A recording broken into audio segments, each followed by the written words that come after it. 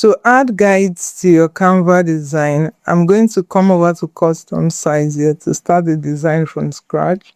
I'm going to change the units to inch, and I'll type in here 8.5 and here 11, and I'll click on create a new design. And to add guides to your design, you come over to file here and come over to settings, and you see where it says add guides. This pop-up window will open. I want to click on custom guide, and I want to measure what I want to add. I will quickly show you a design I created using guides. This is a design I made. This was a meal ticket we shared during our Canva community labs.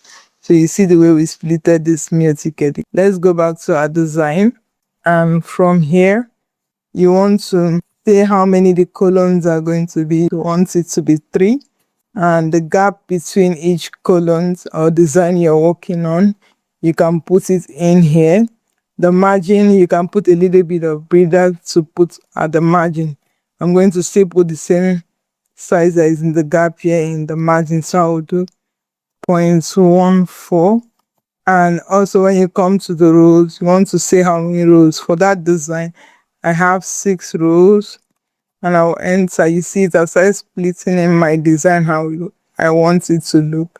You can decide to put margins also for the rows and gaps. So let's just copy this one here. Once you have your settings how you want to start making your design, you click on add guides. To lock your guides, you can come here, come back to settings and click on lock guides. And if you click on any of the guides, it's not movable anymore. Your custom size is set.